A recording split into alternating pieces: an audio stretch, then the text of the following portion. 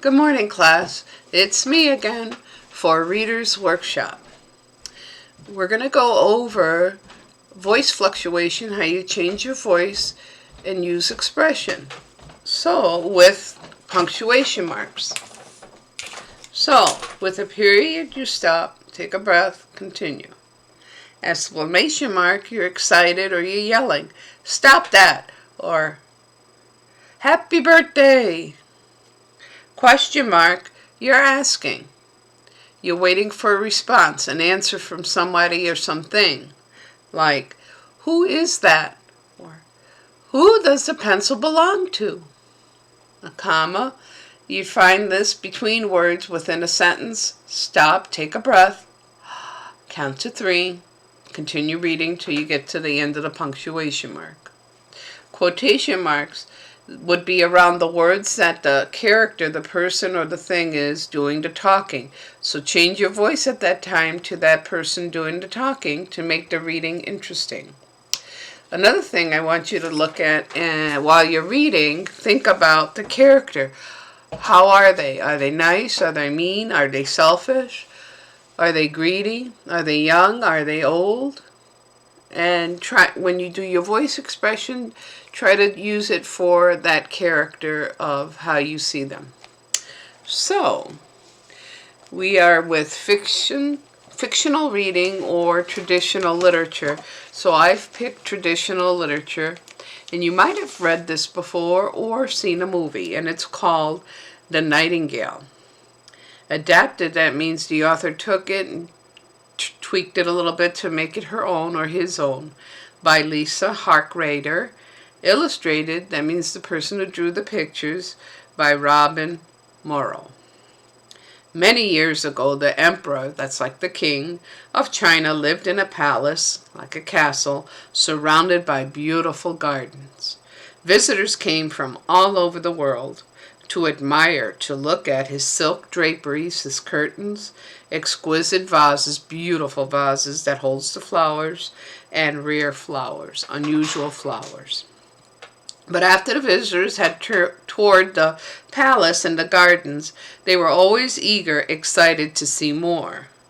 A local fisherman heard about the visitors' requests. He began taking them into the forest to see beautiful nightingale that lived there.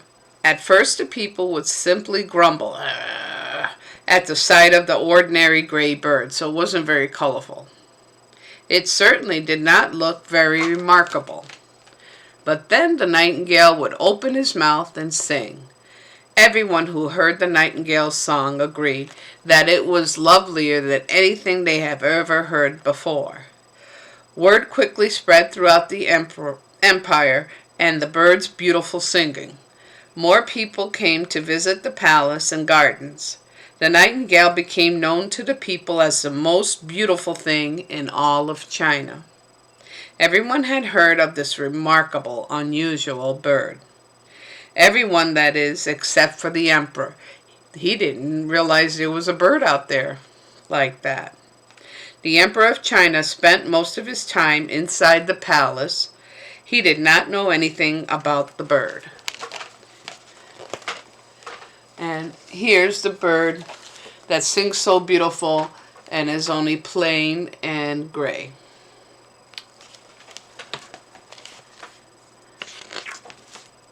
One day, the emperor received a letter from the emperor, the king of Japan. I heard about your wonderful nightingale, the Japanese emperor wrote. I will arrive in 2 days to see the bird. The Chinese emperor was puzzled, didn't understand. He summoned his prime minister, one of his servants. Have you heard of this nightingale? The emperor asked. No, your excellency, the prime minister said, scratching his chin. The emperor of Japan expects to see this bird, said the emperor. Search until you find it. The prime minister searched every inch of the palace, but he was unable to find the nightingale. He traveled deep into the woods, but did not find the bird. He was about to give up hope when he came upon a fisherman, and the fisherman knew exactly where to find the nightingale, and he led the prime minister right to him.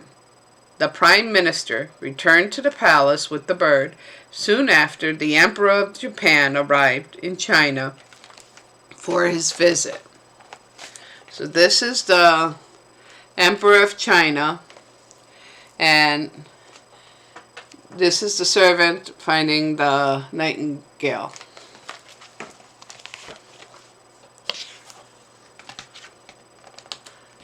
So, this is the famous nightingale, the most beautiful thing in all of China, said the Emperor of Japan. I must say, he looks rather plain. As soon as the words left the Japanese emperor's mouth, the nightingale began to sing. The Emperor of Japan was speechless. That means he was surprised. And the Chinese emperor cried tears of joy. I must find a way to thank you for allowing me to hear your nightingale's song, declared the Emperor of Japan. The Chinese emperor was very pleased with the lovely nightingale. The nightingale remained in the palace, and day after day crowds of people came to hear his beautiful music. Everyone loved the nightingale's song, but some visitors complained that the bird did not look as lovely as he sounded. Such comments made the emperor angry, and Nightingale's song brought him such joy. He was happier than he had ever been before. I will not have the people saying unkind words about the nightingale, he said. So he gave the bird a golden perch, a gold stick to sit on, and he adored the precious nightingale with ribbons. He dressed it up with ribbons and jewels. The people were delighted. Finally, the nightingale looked as beautiful as it sounded. Each day, the nightingale sat on its golden perch, wearing its jewels and singing to the visitors. Now, this is the picture of where the Japanese, over here, Japanese emperor and the Chinese emperor was listening to the plain nightingale's beautiful voice.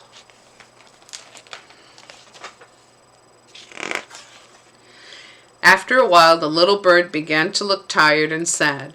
The emperor brought the nightingale into his private chambers, into his room, so the bird could sing to him at night. Golden ribbons and fine jewels do not make your voice sound any lovelier, the emperor told him. You are the finest thing in all of China when you are yourself singing your sweet song. The emperor drifted off to sleep each night to the sound of the nightingale's soft lullaby, and the nightingale was very happy to sing peacefully in the emperor's chambers. The nightingale and the emperor spent almost all of their time together. They grew to be close friends. One day, a present arrived from the Emperor of Japan. I hope you will enjoy this gift, wrote the Japanese emperor. It is a small token compared to the great joy your nightingale song gave me.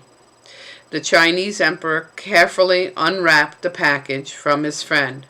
What could it be? Inside, he found a replica, a copy of the nightingale.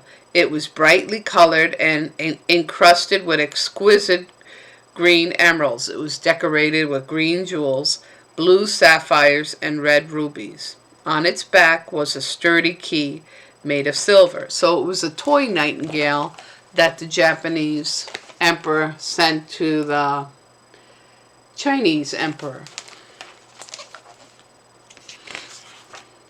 When the emperor wound the key, the mechanical bird, the toy bird, began to sing. It was same as the nightingale's songs. It did not sound as lovely as the real nightingale, and it only sang one song, but still the emperor was pleased. Now you can rest, he told the beloved nightingale. The people will be thrilled with the mechanical bird, the toy bird. Finally, a nightingale that looks just as lovely as it sounds, they said. They did not notice that the jeweled bird's song was not as sweet as the real nightingale's song. They asked to hear the new nightingale over and over. By day and night, the palace was filled with visitors who wished to see the mechanical nightingale. Everyone ignored the real nightingale, so he flew home to the forest. Only the emperor noticed that the nightingale had gone. He missed his friend deeply. It is for the best, the emperor said. Surely the nightingale is happier in the forest. Unlike the emperor, the people never grew tired of the mechanical bird's song. There was never a moment that the jeweled nightingale's song did not play. But one morning, with a loud twang, boing, and a pop, it stopped singing. The emperor wriggled the bird's key, and the bird would not sing. The emperor called for the watchmaker. That would be a person that fixes watches that break down. Here they are, admiring, looking at the toy nightingale, and they love it. A spring has broken, the watchmaker said. I can replace it, but you will need to be careful. From now on, it may only be wound on special occasions.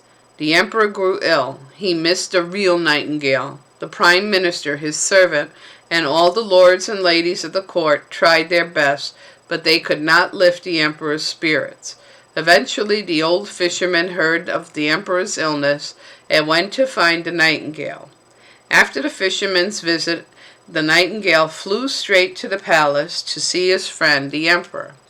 The nightingale sat at the foot of the emperor's bed and began to sing his beautiful song. The emperor opened his eyes. "You come back," he whispered. And the emperor sat up in bed, and the color returned to his cheeks, and the nightingale sang even more beautifully upon seeing the emperor's spirits rise.